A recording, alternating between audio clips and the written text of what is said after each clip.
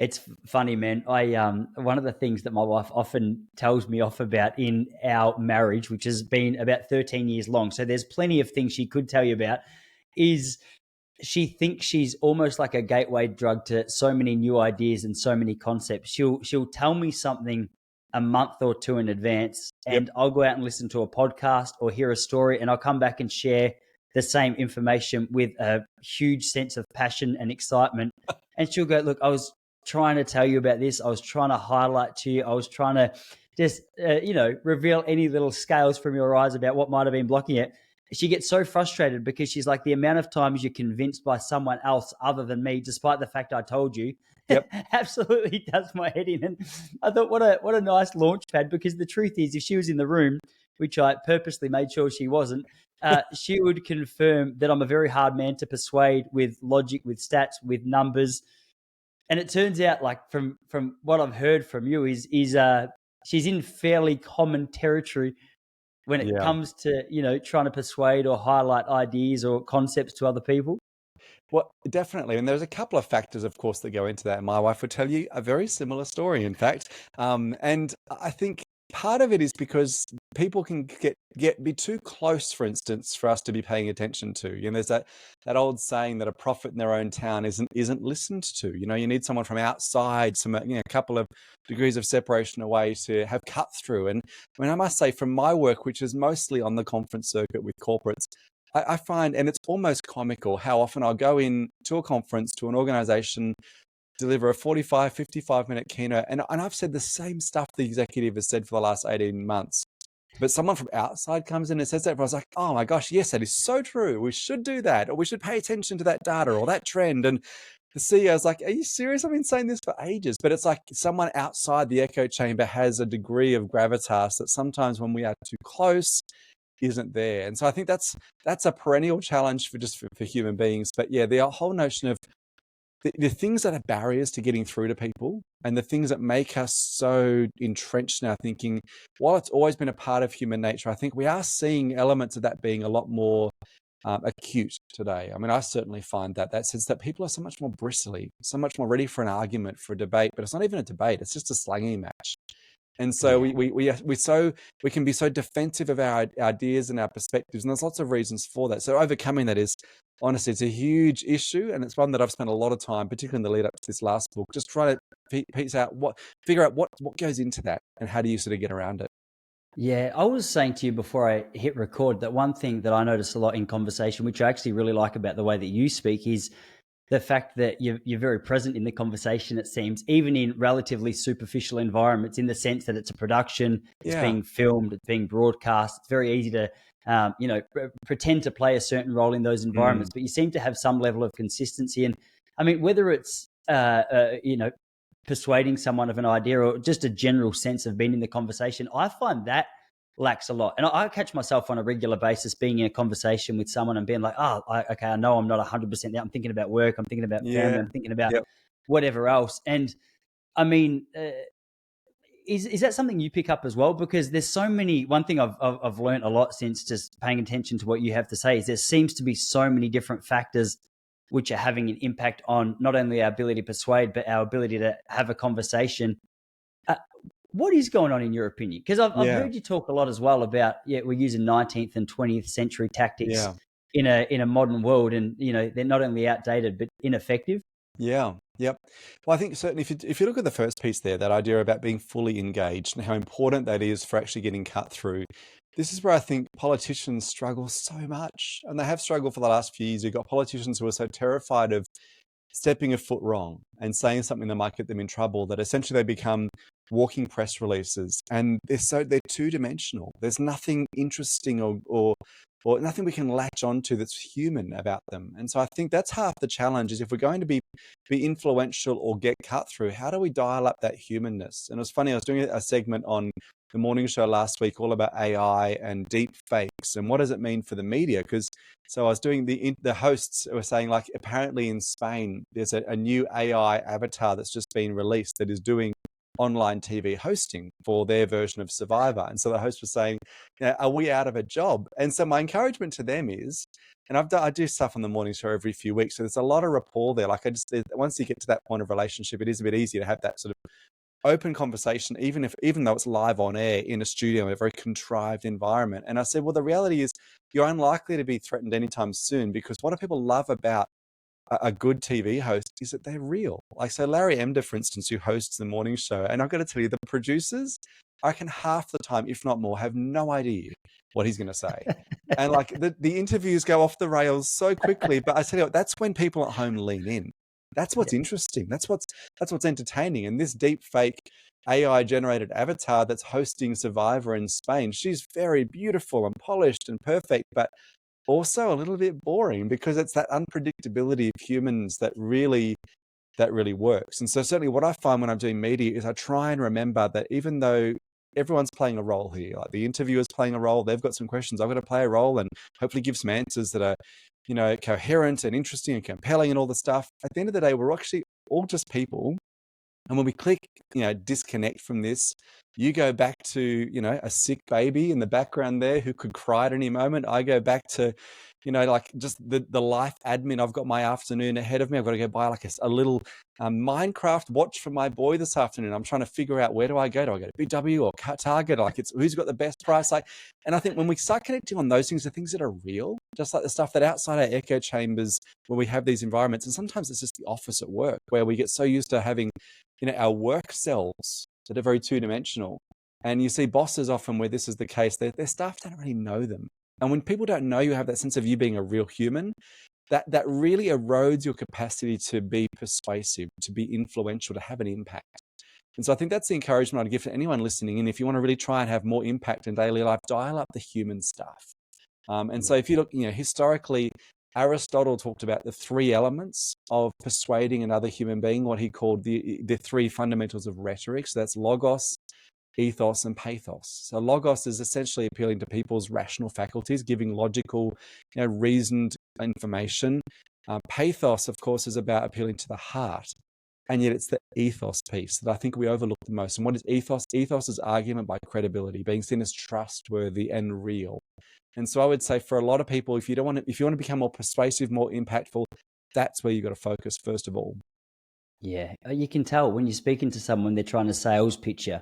Yeah, and they're trying to make a sale. absolutely. You go, it's so uncomfortable. Now, sometimes you can't even pinpoint exactly what's going on, but you just know Yeah. for a fact that it's not a genuine conversation. So it makes it really hard to trust. It's Yeah. interesting that the idea, because I find a lot of the time, I think the people in my own life who have the most impact are those who are in so many regards the most present, for lack of a better term. And I think when I say that, what I'm trying to say is just people that you go and speak to, and they're in the conversation, they're Yeah. curious, they want to know.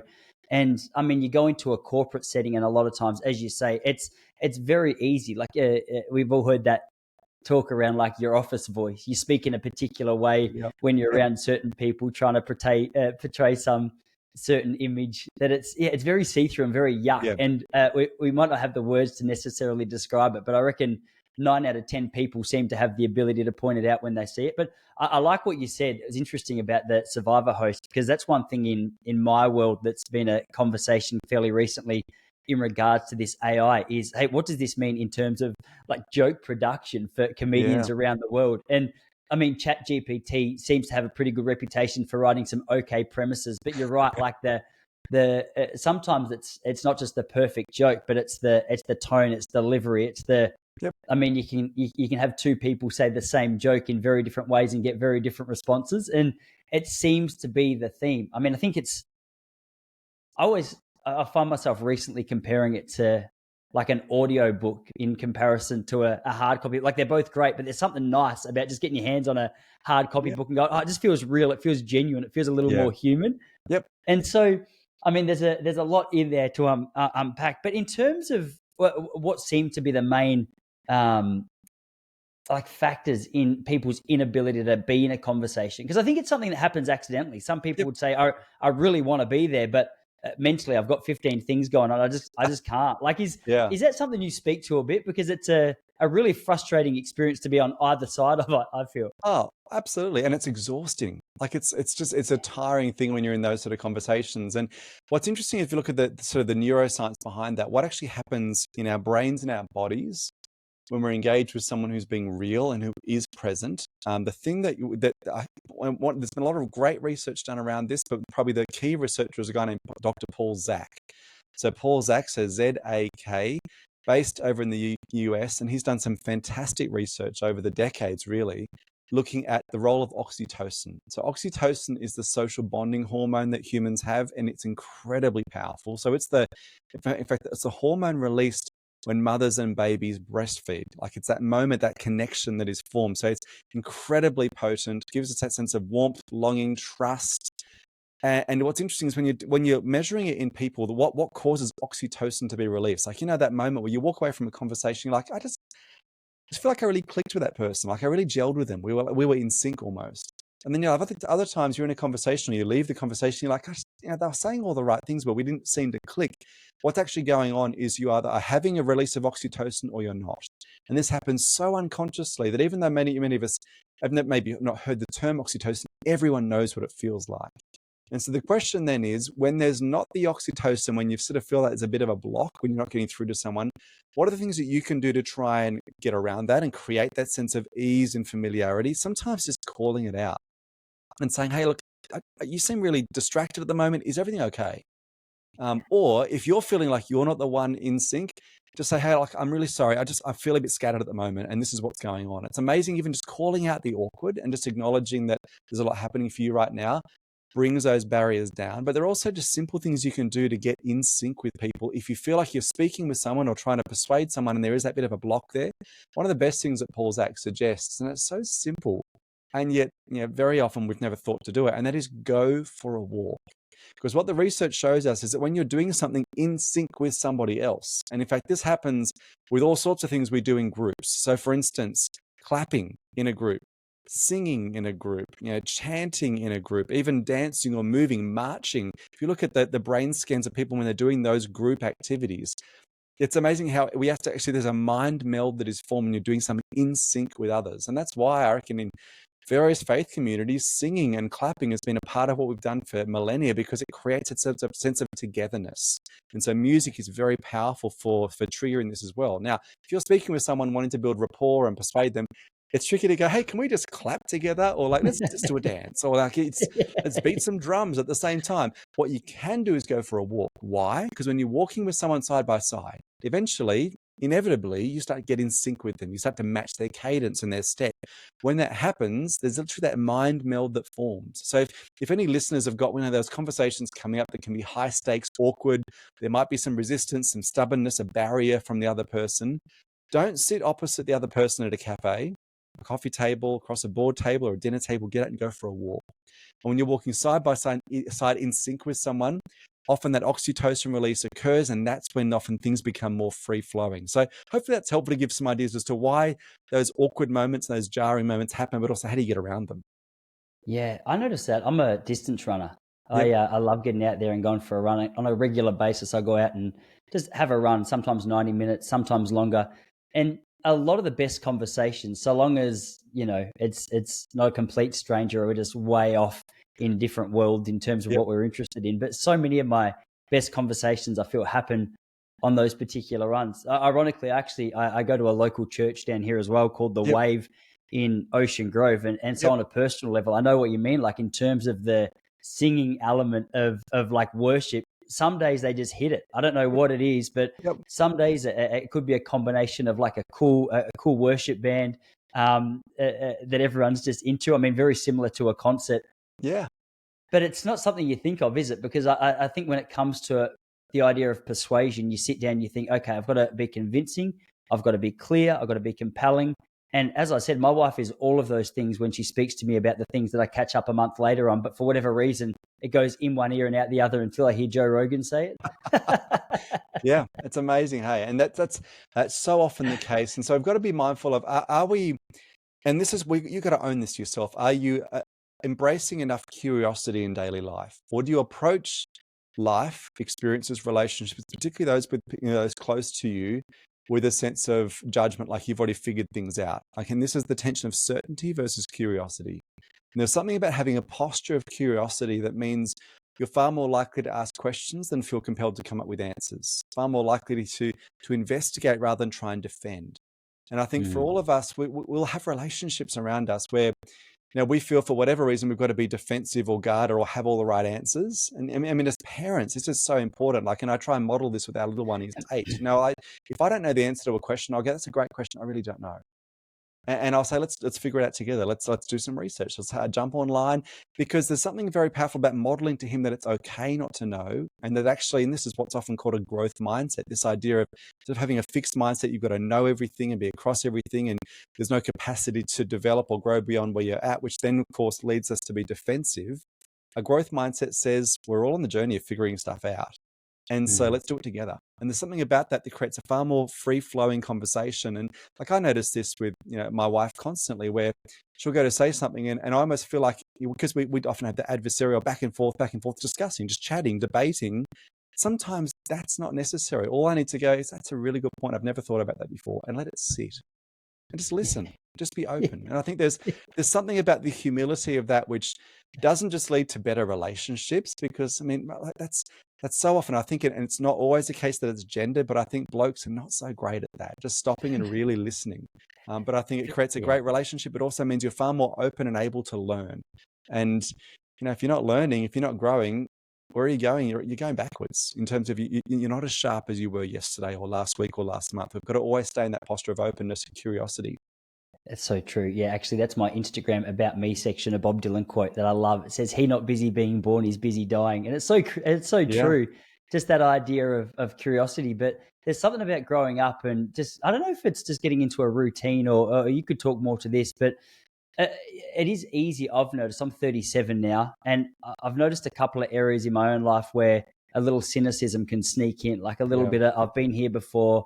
I know the outcome of this. I know this hasn't worked before." You can see certain patterns with areas that you'd once risked, which sort of, fall up short, and give you some sense that that's just the pattern that repeats forever. So to a degree, I can understand how, cynicism and like a real closed nature can sneak in. Mm. But this idea of cultivating curiosity is a really interesting point. Is that something in your opinion that can really be developed? I mean, I feel as though there's certain times in my life where I have a real focus on being curious about certain things. It might just come and go. But I feel as though you get a little bit of a taste for how to cultivate it, but not necessarily have any strong idea about how to maintain that consistently. Yeah, I think one of the things I'm always aware of is my physicality. So when I'm in a conversation and I feel unwilling or unable to genuinely be curious, that's a red flag for me. Like, when and you sort of notice this, like almost the hair on the back of your neck goes up. You can feel flushed around your face or your neck, because you're in battle mode. You want to defend an idea, as opposed to being open to, perhaps, there's a perspective you hadn't considered before. And I think there are some temperaments, some personality styles that are more probably prone to doing that, and there are lots of different temperament or personality models that you could slice and dice and say some people are more likely to be defensive or combative. But I actually think it's part of the human condition, where I notice within yourself. Like, I had a conversation with some friends on the weekend, and they were talking about some things happening from an education perspective, and particularly the rise of parents wanting to protect their kids, and all the stuff that's happening in classrooms, the pressure on teachers to sort of always be on the lookout for mental health and anxiety. And part of me wanted to just go, like, I feel like we need to just dial it back and realize that kids and life is messy, and that not everything has to have a psychological label attached to it. And they were pushing back on that, and I started to get defensive. And I noticed within myself, like, that sense of I wanted to argue, I wanted to fight, I wanted to be in a battle. But I'm like, wait a minute, have I stopped long enough to listen? Like, have I actually stopped long enough to understand someone else's perspective? That doesn't mean I'm going to change my perspective entirely and agree with them, but I'd love to think that I'm always in a posture where I'm open enough to just think maybe there are facets of this that I haven't considered. And even if in the conversation my view hasn't changed, hopefully it's richer, it's more rounded, it's got less of those hard edges. Because I think there's nothing less admirable, nothing less mature than someone who is just dogmatic and obstinate and doesn't listen. And we all know people like that. And I think it is a challenge as you get older. You can feel like, well, I've figured out so many things in life. I don't have to think about things again, because I've already sorted that out. I know what my view is on X, Y, or Z. But you also see they're the people that as time goes on, their world often becomes very small. They become quite bitter. It's all about trying to fight back and push against. And there's nothing about that that's life-giving. And like there's something, whereas in the contrast, and I know people like this who just that they, for the, if right throughout their life, they stay open and interested. They're always asking questions. Not only are they often more relevant, more able to have influence, but they tend to often be much happier, more contented and peaceful people as well, because they don't live in that battle mode. So part of this is us realizing we can own our responses in some of these things. Andy Stanley's got this beautiful quote that actions speak louder than words, but reactions speak louder than both. And so look for your reactions. And if you have those strong reactions, what's that about? And just spend some time going deep and thinking, is there something here I need to look at? Is there typically defensiveness, that sort of wanting to fight is fear. Sometimes it's disgust. You have disgust for another person or another point of view. And disgust, just step back from that and go, well, what is it about that other idea or the other person that I can't even abide by, I can't even think about without getting defensive or judgy? Because typically when that happens, it's because you've got a very two-dimensional view. Maybe you don't even really know someone who is the very thing that you feel disgusted by. Like, have you heard their story? Do you know them as a living, breathing human being, or is it an idea, just a philosophy, a principle? And so I think when we look at ourselves, we can control this. But then the question becomes, what about when you're dealing with others who are like that, who can be obstinate, strong-willed, mean-spirited sometimes? And how do you try and get through to them? And that can be tricky because you can't control what they do. All you can create is the environment where they feel they've got permission to let their guard down a bit and not be defensive. Yeah, it's so interesting hearing you speak about dogma. I mean, I mentioned before that I go to church, and I think it's a classic example that so many people realize is there's nothing less attractive than a religious person who's got all the answers on paper, apparently. But when it comes to practicing what they preach, seem to struggle. And I know we all, in some capacity or at some stage, are going to be that person. But that real fundamentalist has an ability of turning so many people off, not with what they're saying, but almost in the way that it's said. Actually, Andy Stanley, who you mentioned, I'm actually a big fan of his. He wrote I'm not sure, maybe you know it, a book called Communicating for a Change, which was a book that I was so fascinated by. I used to work as a youth pastor, and one of the areas that I was really interested in was just developing a strong keynote or a strong message and trying to convey an idea to an audience. And one thing that, I mean, I'm sure you've seen this more than anyone in the world, but one thing that you'll notice with someone who might be relatively new to the world of keynote speaking is they'll get up there and they'll speak and it'll be a little all over the place. You're not 100% sure what they're putting down or where it's going. And so this book that I'm referring to, it's a little bit of a roadmap that he uses when he's preparing a sermon. But actually, I heard you mention Andy Stanley in one of the interviews that you did recently, and I wondered how much he had impacted, the own style of presentations that you do. Actually, probably not presenting as much. I listen more to his stuff than watch his stuff. So actually, I don't know what he's like as a communicator, but so his leadership podcast is brilliant. But I really love, a book he wrote a few years ago called Not In It to Win It.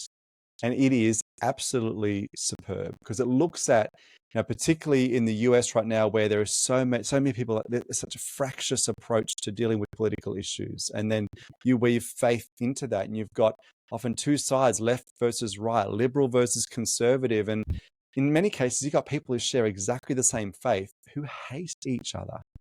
And the reality is the fundamental truth of faith, for most faiths, not all, but most faiths, is to love those who you want to influence. I mean, if you don't love the people you're trying to persuade, what hope have you got to actually try and win them over to your view? And yet we have this idea of trying to go into battle constantly. And so as the title suggests, how about we don't go into these conversations with a goal to win, to dominate, to beat the other person into ideological submission? Because the reality is that very rarely works, because you may well win the argument, but if you've lost the relationship, what's the purpose? What's the point? And sometimes you walk away from a conversation having like you've scored all the points, you made the point, you argued better than they did, and they basically capitulated and went, you know what? Okay, you're right, I get it. Whatever. The conversation's over.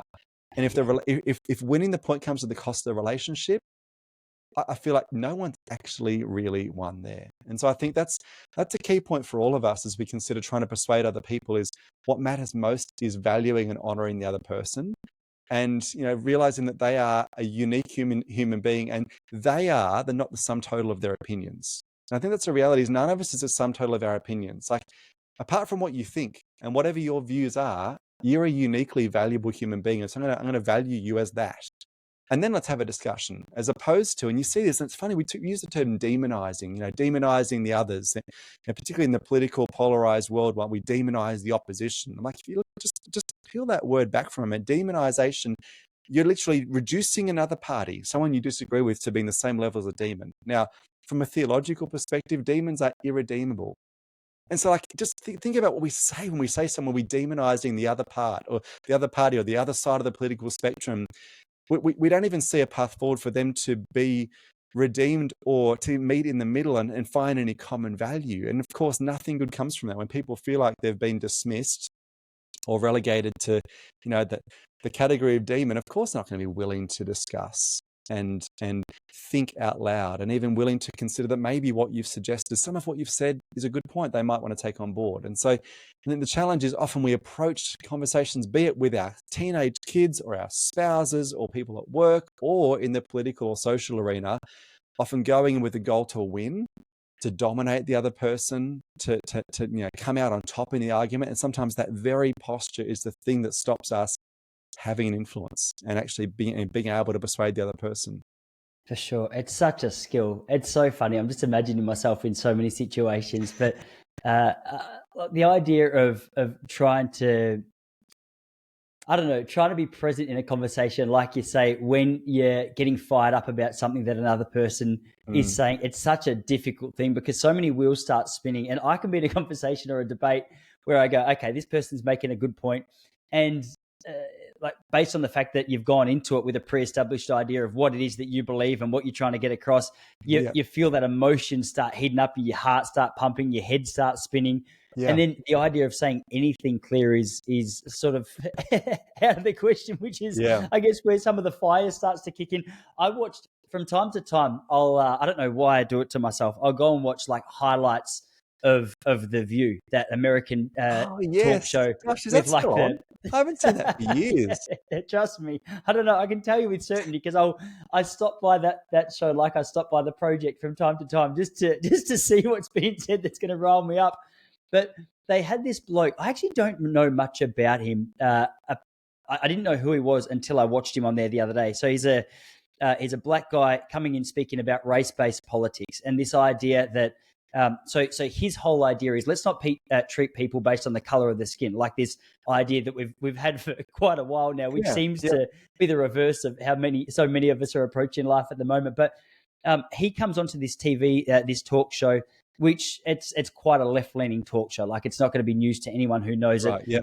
They're very much like this idea that, okay, like every white person's privileged, every black person's disadvantaged. And he comes in and he goes, well, like, let's just break this down for a little bit, because I grew up in an environment which completely contradicts what it is that you guys believe about my particular race. And it was interesting because halfway through the conversation, he was making so many brilliant points. Like, the actual content that he was there to discuss, it was really hard to argue with. But more than that, he was calm, he was clear, he was respectful. He seemed to be like the perfect combination of the things that that we're talking about now. Anyway, one of the hosts, her name's Sunny, she came in and started doing this thing where, rather than talking about what he was there to talk about, she just started bringing up these criticisms that apparently people were saying about him, like he's an insider for the Conservatives. He actually doesn't believe, like he's a race trader, blah, blah, blah. And he goes, look, there's absolutely no evidence to support anything that you've just said there. And so rather than us wasting time debating this, I've got 8 minutes. Like, is it okay if we stick to the topic that I was actually brought in here to talk about? But he did it in a way that was even more polite than what I just did it then. You're like, it was not only humble and kind and open and sincere, but it was courageous. And you could just see her get put in a back seat and go, okay, well, this is really important. And what I loved about that was, I think sometimes I make the mistake of thinking, if you're going to be open, you have to just agree and go along with it. But he demonstrated this awesome ability to be able to completely disagree with what a person was doing, but doing it in a way that was respectful and steer the conversation in like a more productive direction. Yeah. And that's so critical, I think, in any conversation, is to bear in mind when those strong emotions come out. Typically, the part of your brain that's in control at that point is not the part of your brain that you're going to do your best thinking with. For sure. So one of the things I look at in the book is this notion, the fact that, we often say I'm in two minds, or I'm of two minds about a certain decision. The reality is it's very true. And it's true in ways that most of us aren't aware of. So there's actually two different parts of our brain, or two minds, that are functioning at any given moment. And the reality is the first part of our mind, something I refer to as the inquiring mind, is that logical, linear, rational, reasonable part of our brain. It's in the frontal lobe. And the reality is we'd like to think most of our thinking happens in our inquiring mind, that we're all very reasonable and rational and open to any perspective. The truth is we only do about 5 to 10% of our thinking in our inquiry mind. So where does most of our thinking happen, and most of our perception formation? In the instinctive mind. The instinctive mind is near the top of the brainstem. It's the part of the brain that's typically referred to as the limbic system. So this is where we process emotion. It's where many of our tribal instincts tend to live. It's also where our fight and flight reflexes tend to reside. And so the challenge is this: when we're exposed to ideas or information that are new, confronting, unsettling, typically our instinctive mind will respond to those in the same way as if they were a physical threat. And so when there's a physical threat, what does our instinctive mind do? It goes to fight or flight. We do the same thing when it comes to ideas that feel threatening, rather than actually stopping and going, oh, I'm going to consider that because that's interesting. We so easily, if we're not careful, jump to the defensive, and the emotions start to spiral up, and even people's posture begins to change. And in that moment, so they call it an amygdala hijack, because the amygdala is one of the powerful parts of our limbic system. That's where that fight-flight reflex lives. When your amygdala hijack takes off, your face gets flushed, your palms get sweaty, your pulse begins to race, because essentially you are going into battle mode. And so in that instance on The View, it sounds like the other host, that was her vibe. She was in that sort of amygdala moment. And the truth is, you can't really have good, reasonable conversations. And sometimes in a really difficult situational conversation, the best thing you can do is say, look, let's just press pause there. This might be good to circle back to and talk about tomorrow or next week, another time. Let the emotions simmer down. Or all you need to do is acknowledge the fact that the other person might be finding what you're saying a bit confronting. Just acknowledge that they might feel threatened by it, and go, and like, I'm really sorry if that's the case. No, that's not my intention. Because what it does is it makes the other person feel, here's the key word, safe. The moment people's brains feel safe, they can think. And if we don't feel like we are safe, and I think we've got to be so mindful when we go into conversations that we often back people into a corner. And essentially the only option for them is to admit that, in order to admit they might have been wrong, they have to also admit they were an idiot. And people's egos don't like that. And so how do you give people that sense of safety, that even if they realize that maybe some things they thought were wrong, that's actually okay?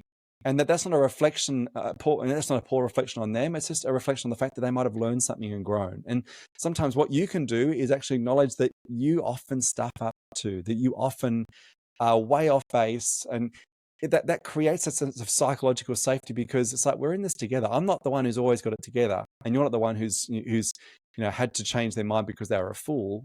We're actually together, we're always learning stuff, and this is just your moment to go, I hadn't thought of that before. And so just creating a space where people's instinctive minds feel safe is half the battle if you're going to actually get through to another person.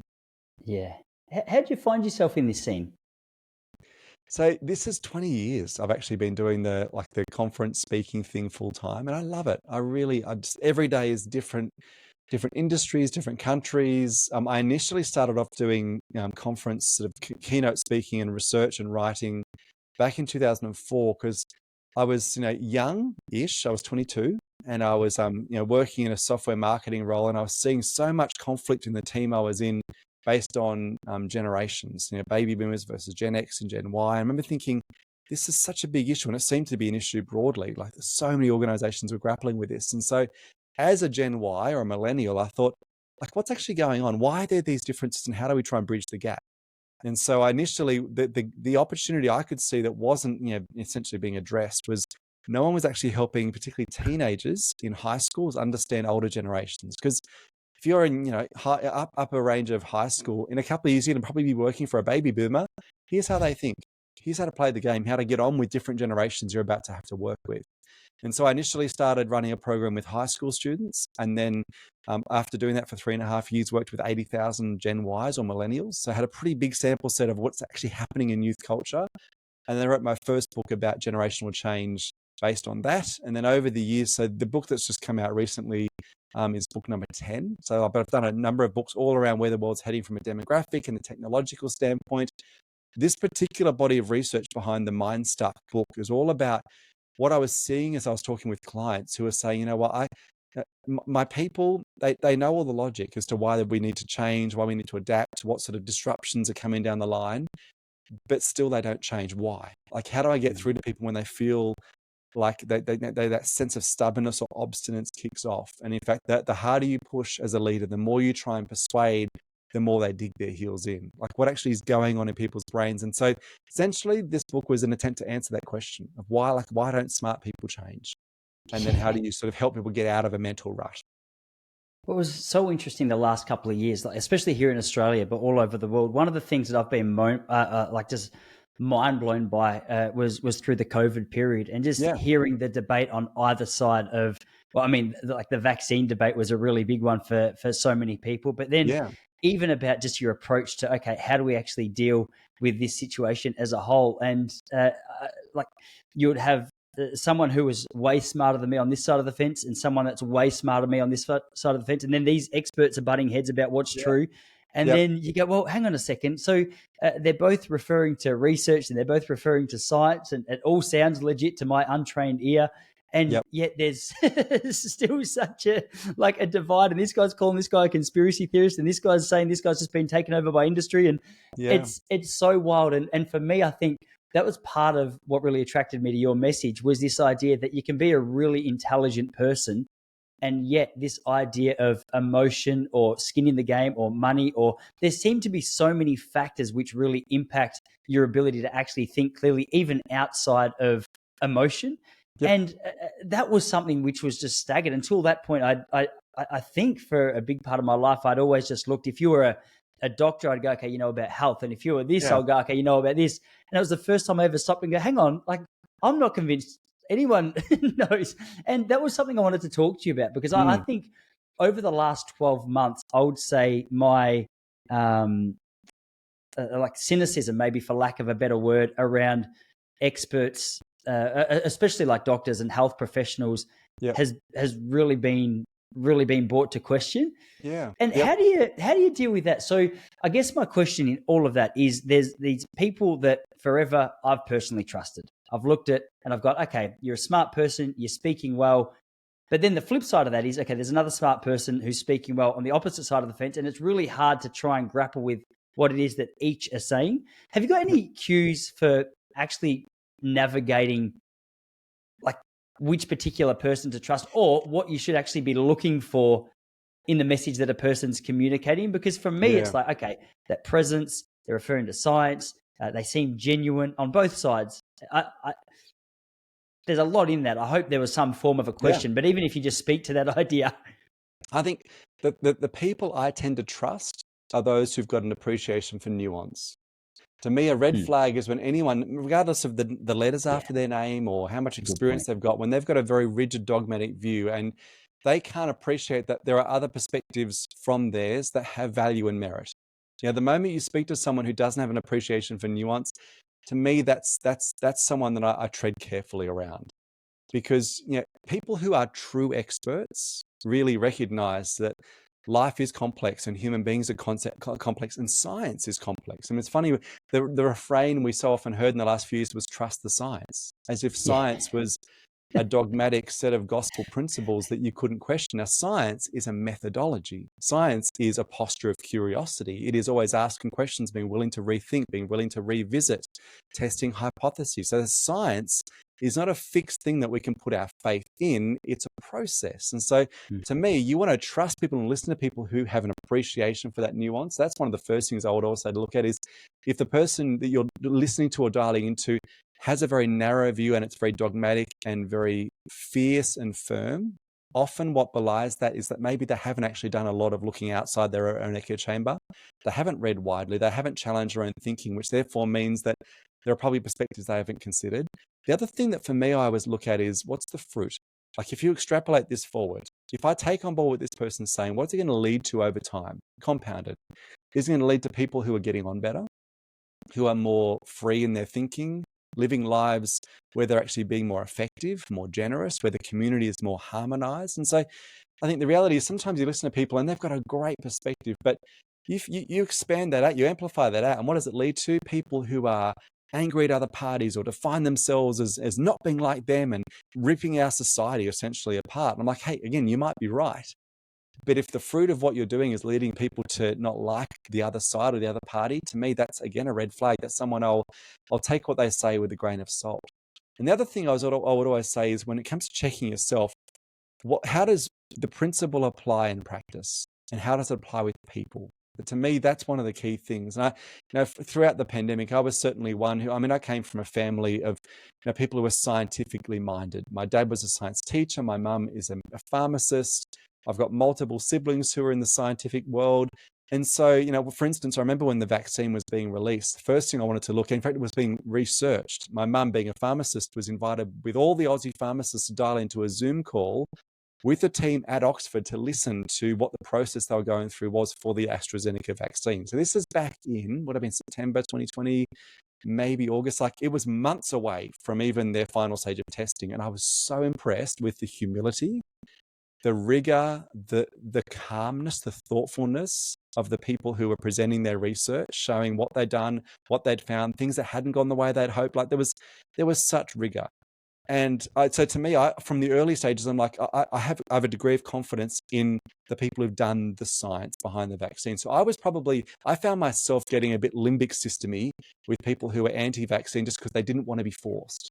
I'm like, come on, there are so many things we do and take that are risky, and there is a risk with vaccines. There was no doubt ever.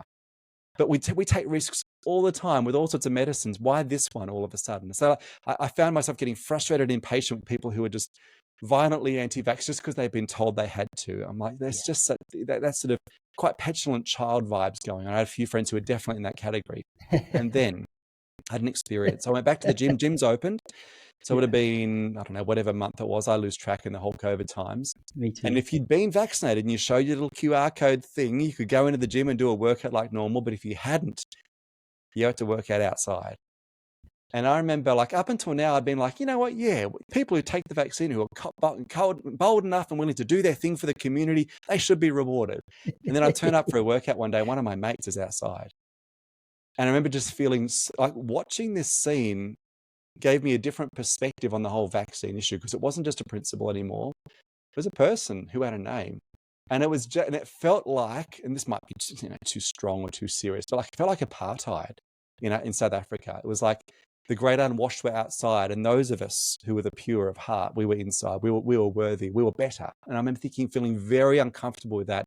And certainly I still feel very strongly that the medical world, to a large degree, can be trusted, not completely. Anyone who watches Dope Sick, and you see how just corrupt the FDA was around OxyContin and how that was all rolled out, that issues around prescription medication abuse in the US, you can't help but have just moments of trusting regulatory authorities a bit less. But I think if you step back from it, I still have a fundamental respect and trust for people in the medical world. But at the same time, when I saw the impact of that on my mate, it just gave me a different perspective. It softened my view. So I would also say, whenever you're getting a really strong perspective from someone, how does that principle apply practically and with people? And if it doesn't apply in a way that loves and honors and dignifies people, then probably, again, take that advice, take that perspective with a grain of salt. Yeah, it's so interesting just seeing the face behind the argument in a situation like that can do. Hey, because I would say it's really interesting to hear you say it, because I was probably one of those blokes that would have done your head in early in the piece, just because I was sitting there and I was like, look, I had some family in America who would around our age who had sort of, they seemed to be about 12 months further down the track than we were here in Australia, and they both had COVID, and that there was no pressure necessarily to be vaccinated. There was certainly encouragement, rightly so, at the start, when they thought it was the way forward. And he was like, oh, I haven't got it yet, but I've had COVID and I've recovered quickly. And I was like, well, that's sort of where I found myself. But then to sort of flip it, I was on Facebook one day, and I saw a friend of mine that I do comedy with. She had posted, I'm happy for you not to be vaccinated, but if you're vaccinated and expect hospital treatment, I think we should deserve the right to say no. And I remember just getting so riled up and being like, what a crazy statement, and thinking you're an idiot. That's ridiculous, blah, blah. Anyway, the flip side of what you just said happened to me, because I was like, I don't think I can have anything to do with this person. Like that, what a crazy, crazy thing to say. Then things calmed down. We eventually got let out. I went to a gig where she's from. She's a comedian. We started having a chat. And about halfway through the conversation, she just dropped how emotional she was getting throughout the whole process. She had family who she felt were vulnerable, and she was getting frustrated. She wanted everyone to make sure they were looking out for them. And then as she started talking, I was like, started to get a little bit of an idea where her passion for her Yeah. side of the thing Yeah. came from, which is ironic, like the fact that you had the same experience in reverse. Yeah. And it was a bit of a humbling moment for me where I was like, okay, well, this is clearly a good person who was probably like me, a little over passionate, a little a little too fiery about her side. And from there, it's like, it's been a really big marker in my life to go, okay, well, just because you completely disagree with a particular person's stance doesn't mean that there's a reason that you can't still get on. In fact, I can't remember if it was you that was speaking about this, but I heard recently, I think it was you. Speak to me if it was, but it wasn't too long ago that we would share streets and our kids would play with people who politically were on complete opposite side of the fence to where we were. But Yep. based on the fact there was no social media, and if you didn't have the chance to have a conversation with them, it was just information that you never would have known about. And so you found yourself, whether you're a Republican or Democrat or, conservative, liberal, whatever, getting along really well with people who saw the world in a completely different light to you. And Yep. I mean, there's no surprises there that social media seems to have ramped up so many of the differences, particularly in regards to what we were just speaking about. But Yeah. I mean, in regards to so many issues of life. Well, it does. And the challenge is, so take your friend, for example, you don't get any complexity, any nuance from social media. I mean, what she posted, this is the challenging thing, is what she posted had a whole backstory to it that you didn't hear. You only saw the end result, which is a bit like the proverbial tip of the iceberg. And yet what we can often do is then take that tip of the iceberg and extrapolate it in a completely different way and then make up a backstory. And so that then feeds into our us versus them dynamics. And so I think, yeah, certainly the polarization thing, part of that is social media, because, and this is, I mean, no great revelation, we all know this is true, that the algorithms themselves mean that we see what we want to see.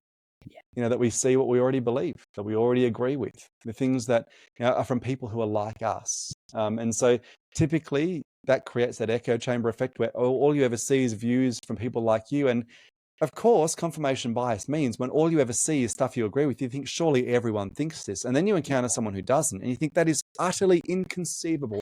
How could someone not think this? Because their algorithm's showing them something entirely different. Now, the reality is you've got like Venn diagrams here.